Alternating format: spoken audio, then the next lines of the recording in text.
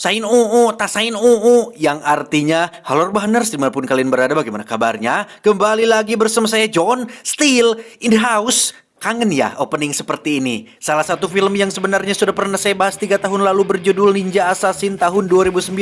Saya ingin mengulangi lagi sensasi adrenalin yang selama beberapa pekan terakhir ini sudah mulai melehoi. Ditakutkan mental dan keberanian kita semakin melemah dan cenderung berpeluang tinggi untuk ditindas oleh orang lain. Jangan sampai terjadi hal seperti itu, karena pria punya harga diri. Jangan jadi orang lemah. Nah, karena besok pagi saya harus buru-buru berangkat ke Spanyol untuk menghadiri acara hitanan anaknya Charles Puyol, jadi langsung saja pasang handsfree, simetriskan bos serbahan, kencangkan celana dalam. Selamat menonton dan cekicrot. Get it when I get back.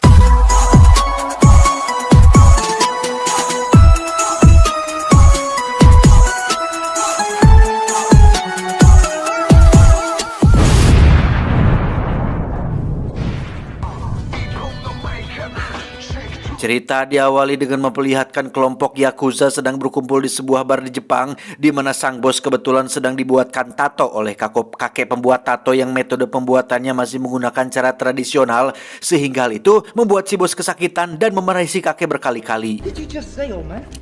No, you didn't just disrespect me, did you? Tak lama salah satu anak buahnya pun membawa sebuah amplop berisi pasir hitam, yang hal itu langsung membuat si kakek ketakutan karena 1 tahun yang lalu dia mengalami hal yang persis sama seperti ini. Ada amplop berisi pasir hitam dan anggota Yakuza yang tertawa persis seperti yang mereka lakukan sekarang. Apa yang si kakek takutkan bukanlah amplopnya, tetapi apa yang akan muncul selanjutnya, yaitu ninja. Yang hal tersebut membuat mereka malah semakin membuat para Yakuza ini terbawa terbahak-bahak dan...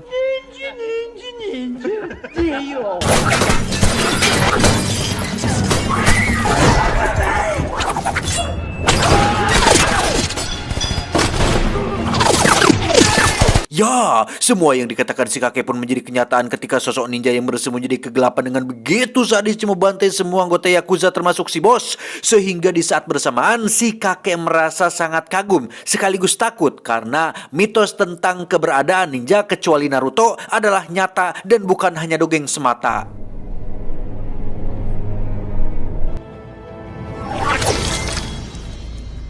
Dan kisah dimulai pada bertahun-tahun silam, tepat di sebuah perguruan ninja, atau lebih tepatnya markas sebuah organisasi ninja pembunuh bernama Klan Ozunu yang dipimpin oleh seorang master ninja bernama Guru Ozunu. Ini bebenguknya, selama berpuluh-puluh tahun kelompok ini telah melakukan berbagai tindak kriminal dan kejahatan manusia. Salah satunya adalah menculik anak-anak kecil untuk dijadikan murid dan calon para pembunuh masa depan. Yang dari sekian banyak anak yang diculik, ada satu anak yang baru datang bernama Raizo yang merupakan tokoh utama kita semua. Saat makan malam sedang berlangsung, Master pun menunjukkan salah satu kelebihan dari hasil latihan di klan ini, yaitu teknik menyembuhkan diri atau semacam healing factor yang dapat membuat penggunanya bisa memulihkan luka dalam waktu yang sangat singkat. This is the power. Cara mendidik Master sangat-sangatlah kejam dan tidak berperasaan, terutama kepada Raizo yang mendapat perhatian khusus dibandingkan murid yang lain. Entah apa alasannya, tetapi yang dimaksud dengan perhatian lebih di sini bukanlah sesuatu yang menyenangkan, karena siksaan dan hukuman yang didapatkan Raizo jauh lebih keras dan jauh lebih menyakitkan dibanding dengan anak-anak yang lain. Sebagai contoh, Raizo mendapat pelatihan khusus untuk bisa berjalan di atas lantai tanpa menghasilkan suara rereketan, atau harus bisa bergerak dalam kesenyapan dan kesunyian. Yang karena Raizo masih kecil dan belum bisa mengendalikan tubuhnya, ia pun berkali-kali melakukan kesalahan hingga sang guru harus memukul telapak kakinya sampai berdarah-darah. Dari sekian banyak murid, ada satu gadis kecil bernama Kiriko yang nampak perhatian dengan Raizo yang sedang menahan rasa sakitnya. Dia mengobati luka Raizo supaya rasa sakitnya berkurang, sehingga momen tersebut menjadi momen penting awal kedekatan di antara keduanya. Beberapa tahun kemudian, kini Raizo dan anak-anak lain sudah beranjak remaja, di mana saat ini Raizo sedang melakukan duel dengan satu murid polontong bernama Takeshi yang nampak berambisi untuk mengalahkannya sekaligus ingin cari perhatian dari gurunya. Yang ketika Raizo dicurangi hingga terluka di bagian kepala, sang guru bukannya memotivasi atau mengusap lukanya, tapi justru mana menambah rasa sakit dengan cara menunjukkan teknik memelintir ulu hati supaya Raizo bisa mengendalikan rasa sakitnya sendiri.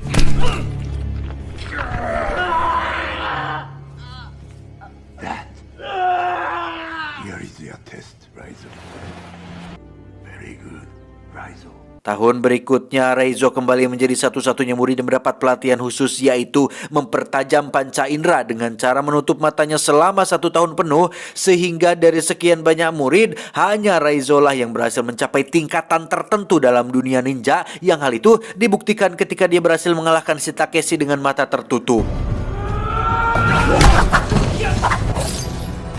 Giliran Kiriko yang bertarung, dia dapat dengan mudah mengalahkan lawannya. Namun sang guru punya perintah lain yang cukup berat yang mengharuskan Kiriko melukai lawannya dengan sangat parah. Yang karena Kiriko menolak perintahnya, maka dia mendapat sanksi langsung dari sang guru berupa satu tebasan yang melukai wajahnya.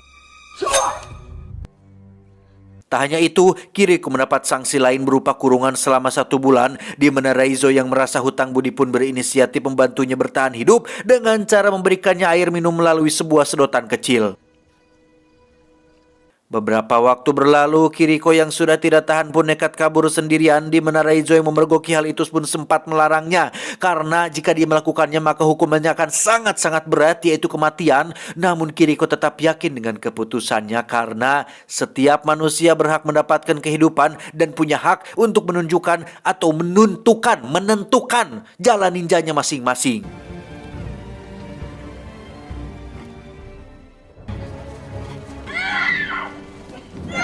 Dan ya, apa yang Raizo khawatirkan pun terjadi. Kiriko berhasil ditangkap dan akan mendapatkan hukuman berupa tusukan langsung di jantungnya, yang kesempatan ini diberikan kepada si murid polontong yaitu Takeshi, sehingga Raizo yang menyaksikannya pun semakin muak, marah, dan dendam kepada para ninja yang bukan dari Konoha ini.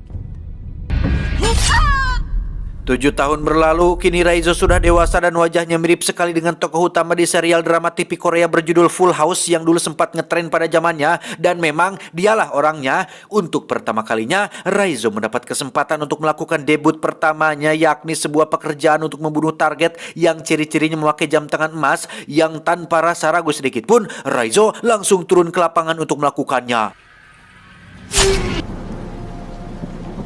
Sukses menuntaskan pekerjaan pertamanya, Raizo diminta untuk melakukan satu tugas lagi untuk membuktikan bahwa dia adalah seorang Ozuno sejati, yaitu membunuh seorang murid wanita yang mencoba kabur persis seperti yang pernah dilakukan Kiriko, sehingga ketika kenangan pahit itu tersuat lagi, maka amarah dalam diri Raizo pun seketika muncul dan...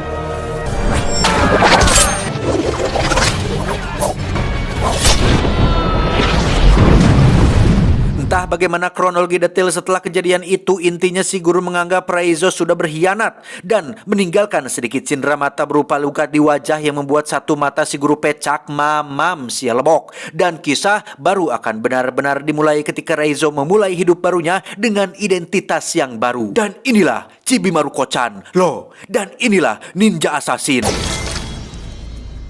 Beralih ke Berlin, kita akan diperkenalkan pada seorang agen Europol bernama Mika, tidak pakai tembayong, yang sedang memberikan laporan tentang penemuan aliran dana pemerintah yang dipercaya digunakan untuk membiayai sebuah organisasi pembunuh asal Asia yang tiada lain adalah klan Ozuno, di mana Ryan, rekannya yang selalu husnuzon kepada pemerintah, pun kurang percaya dengan informasi tersebut karena sangat mustahil pemerintah memakai dana rakyat untuk sesuatu yang tidak penting, seperti contohnya anggaran biaya tirai gorden 48,7 miliar atau sesuatu yang bersifat kepentingan pribadi atau masuk ke dalam kantong sendiri. Tidak mungkin para pejabat melakukannya. Hal itu sangat mustahil untuk terjadi. Iya kan?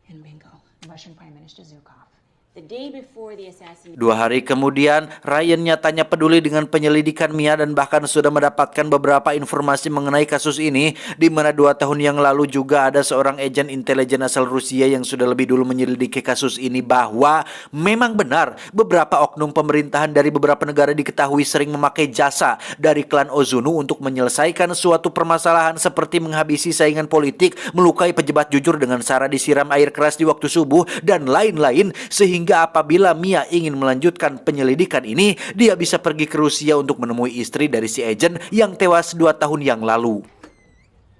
I'm Mika Coretti with Europol. Tanpa buang waktu, Mika langsung menemui istri dari mendiang si agent, di mana sang istri menjelaskan bahwa 1 tahun setelah suaminya melakukan penyelidikan terhadap kasus ini, ia menjadi seseorang yang borangan alias parnoan. Saking parnonya, dia sampai memasang banyak sekali lampu sorot dan kamera CCTV seolah takut dengan sesuatu yang ada di balik kegelapan. Dan benar saja, pada malam kematiannya, semua lampu tiba-tiba padam, namun kamera CCTV masih aktif dan berhasil merekam sedikit dari apa yang terjadi pada malam itu.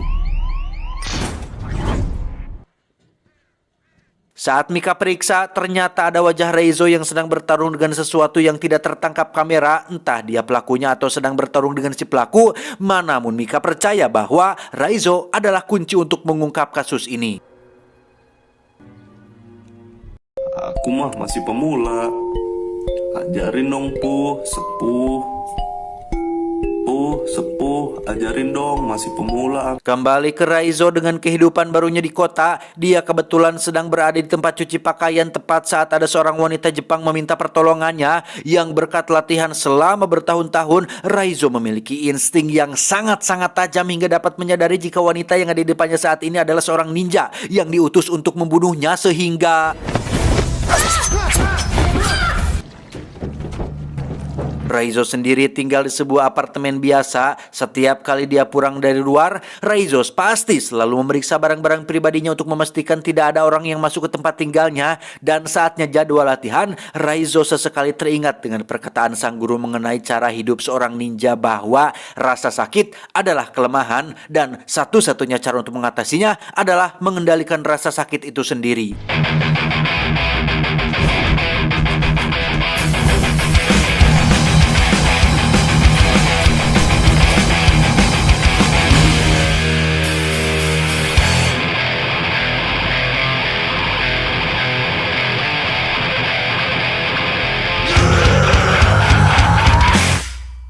Meski Reizo sangat membenci gurunya, tetapi semua pengetahuan, ilmu, pelajaran, dan didikan sang guru tak pernah ia lupakan sedikit pun. Hal itulah yang membuatnya masih hidup sampai sekarang meski pada insiden terakhir dirinya mengalami luka yang sangat parah. Tetapi karena Reizo sudah mencapai level bisa mengendalikan rasa sakit, ia dapat melakukan beberapa hal luar biasa. Salah satunya adalah debus seperti yang sering ditampilkan oleh Master Limban.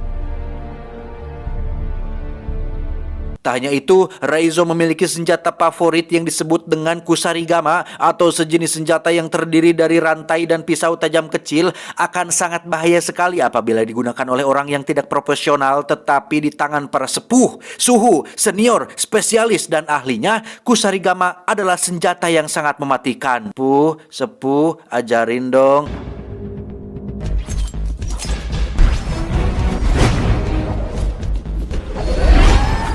Reizo sebenarnya punya banyak kesempatan untuk pergi sejauh mungkin atau bersembunyi di tempat aman yang terpencil dibandingkan berada di kota dan tempat terbuka seperti ini. Tetapi bayangan akan rasa sakit hati kehilangan Kiriko masih membekas di ingatannya. Setelah diculik dari keluarganya, hanya Kiriko lah harapan Reizo untuk memiliki seseorang yang tulus peduli terhadapnya. Tetapi sang guru malah membunuhnya begitu saja, sehingga sekarang saat ini tujuan Reizo adalah untuk membalas dendam kepada si guru dan klannya dengan cara bekerja sama dengan Mika yang kebetulan sedang menyelidiki tentang klan Ozunu. Kembali ke Mika yang sedang berada di kantornya, dia kedatangan seorang utusan dari pemerintahan yang rupanya atau nampaknya mulai mencurigai tentang penyelidikan yang dilakukannya, sehingga Mika segera menemui Ryan untuk memberitahunya bahwa kecurigaan mereka berdua selama ini kemungkinan adalah benar, karena tidak mungkin pemerintah sampai mengutus seseorang untuk menemuinya hanya untuk memastikan penyelidikan ini. Sehingga Ryan yang mulai khawatir dengan keselamatan Mika pun menyuruhnya untuk segera tinggalkan kota ini dan pergi cari tempat aman untuk sementara waktu. Tiba di komplek rumahnya, Mika diberitahu tetangga tentang pemadaman listrik yang terjadi secara tiba-tiba, sehingga Mika menjadi sangat khawatir karena dari hasil penyelidikannya, ciri-ciri awal kemunculan para ninja pembunuh pasti selalu ditandai dengan lumpuhnya pencahayaan yang ketika sudah masuk ke dalam kamar, alangkah terkejutnya Mika saat menemukan sebuah amplop berisi pasir hitam dan tiba-tiba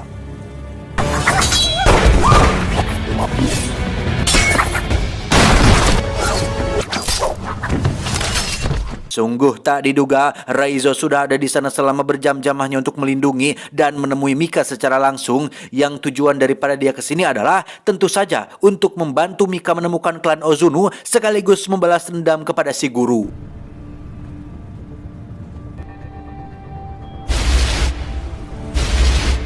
Mereka berdua pun berhenti di swalaya untuk merubah penampilan demi untuk mengurangi resiko ketahuan, di mana Mika yang belegug pun malah menghubungi Ryan untuk memberitahunya bahwa saat ini dia bersama dengan Raizo, sehingga Ryan segera memberikan lokasi tempat untuk mereka bisa bertemu. on our side, Ryan.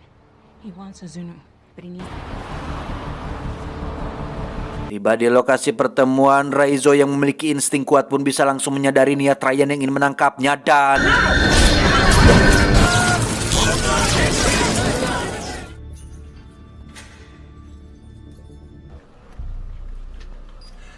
Ryan ternyata punya agenda tersendiri dan metode tersendiri untuk menggali informasi mengenai klan Ozunu, yaitu dengan menangkap dan menginterogasi Raizo dengan cara yang akan sedikit memaksa, berlokasi di sebuah gedung kosong dengan tangan dan kaki yang terikat lengkap dengan lampu sorot agar Raizo tidak bisa kabur di kegelapan. Ryan yakin jika caranya akan lebih efektif untuk menyelesaikan kasus ini. Kasihan melihat Raizo, Mika pun menemuinya untuk sekedar memberi air minum, yang di situ Raizo memperingatkan Mia bahwa lokasi mereka berada saat ini terlalu terbuka dan terlalu mudah untuk dilacak oleh para ninja, sehingga Mika dengan cepat menemui Ryan untuk memperingatkannya bahwa saat ini mereka semua sedang dalam bahaya. Tetapi Ryan yang percaya diri dengan pasukan taktisnya pun tidak mengindahkan peringatan tersebut sampai...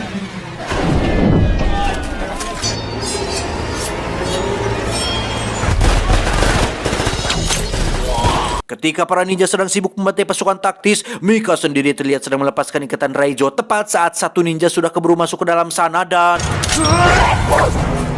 Ryan yang di awal PDD meremehkan para ninja pun kini bisa nyumput menyaksikan satu persatu anggotanya dibunuh. Raizo menyuruh Mika untuk pergi duluan ke mobil, sementara dirinya akan menghadapi semua ninja hanya seorang diri. Little brother.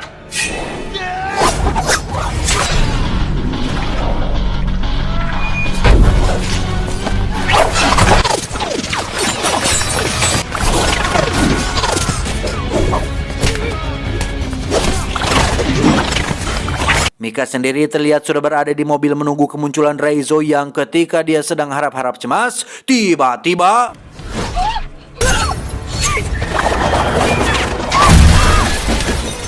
Kembali ke Raizo yang masih bertarung di dalam gedung, yang meski dia punya kemampuan di atas rata-rata, tetapi jika diprak-pak terus-menerus, lama-lama kelelahan juga, sehingga Raizo memilih tempat lain yang lebih terbuka untuk melanjutkan pertarungan ini.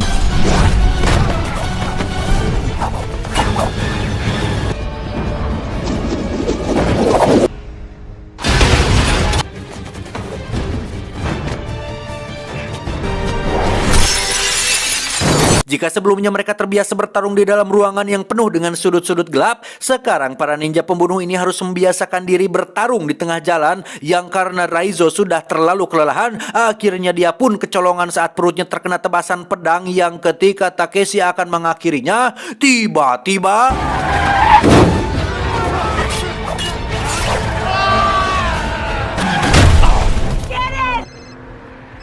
Ryan berhasil selamat dengan hanya menyisakan sedikit dari anak buahnya, sementara Mika membawa Raizo yang terluka ke kamar hotel, yang di situ Mika dan Ryan sepakat untuk akan sengaja membiarkan Raizo ditangkap oleh para ninja, tapi tentu saja ada rencana di balik itu, yakni memasukkan alat pelacak ke dalam tubuh Raizo supaya mereka bisa mengetahui di mana markas klan Ozunu berada.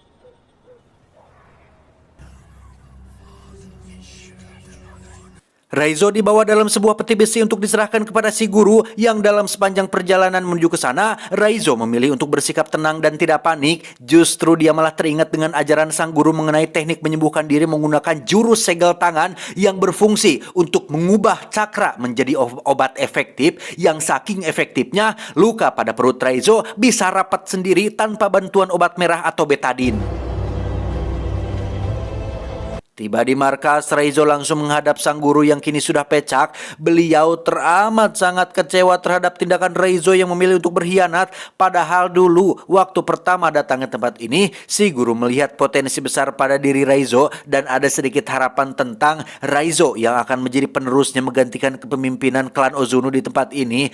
Tetapi pada kenyataannya takdir berkata lain sehingga sekarang Raizo harus mendapatkan hukuman mati atas pengkhianatan yang telah dilakukannya. Tepat disaksikan oleh Takeshi dan para murid, si guru tidak langsung membunuh Raizo tetapi ingin puas menyiksanya terlebih dahulu menggunakan jurus yang sama, yaitu jurus pelintir ulu hati, yang ketika Raizo batuk darah, keluarlah alat pelacak kecil dari dalam mulutnya yang tepat saat Takeshi menyadarinya, tiba-tiba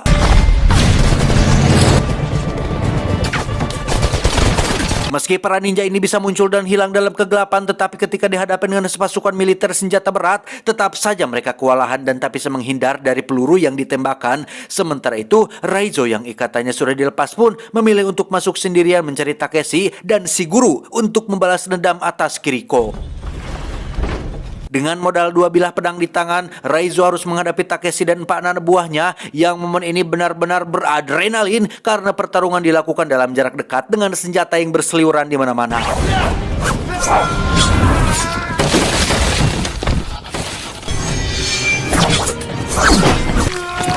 Selesai menghabisi para kerocok, ini Raizo harus menghadapi Takeshi menggunakan cara licik, yaitu memakai jurus bacotan dengan mengingatkan kembali akan rasa sakit Raizo ketika melihat Kiriko mati dibunuh.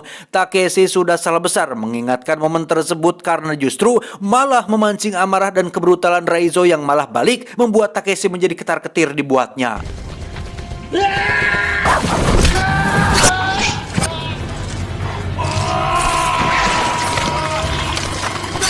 Selesai menghabisi Takeshi, saatnya Raizo menghadapi sang gegedugnya alias si guru yang di sini beliau menggunakan teknik rahasia yang belum sempat diajarkan, yaitu jurus ilusi bayangan yang membuatnya mampu hilang dan muncul dengan sangat cepat.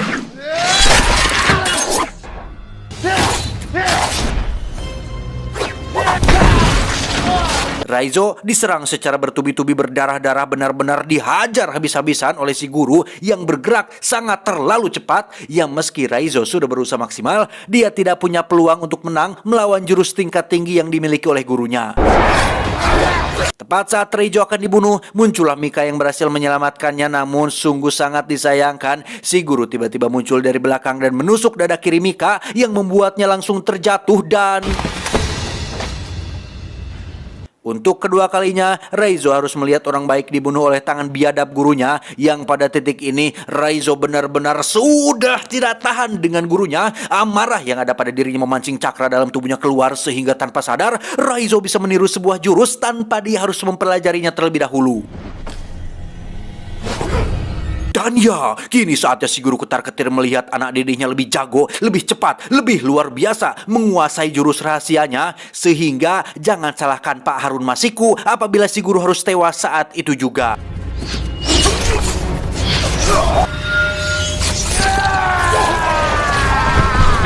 Di luar dugaan, Mika ternyata masih hidup berkat cacat lahir yang dialaminya, yakni posisi jantungnya yang berada di sebelah kanan. Setelah semua selesai, kini sudah waktunya Raizo pensiun dari dunia ninja dan saatnya masuk ke dunia K-pop untuk membintangi beberapa serial drama Korea demi menghibur para K-popers yang ada di dunia.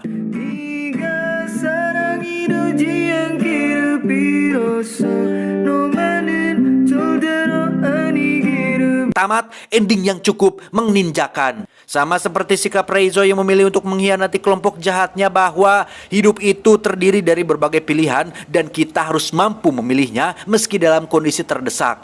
Ingat, hanya ada 2 pilihan untuk memenangkan kehidupan, yaitu keberanian dan keikhlasan. Jika tidak berani, ikhlaslah menerimanya. Jika tidak ikhlas, beranilah mengubahnya. Saya John, mewakili jajaran direksi yang bertugas, mengucapkan terima kasih dan sampai jumpa di video selanjutnya.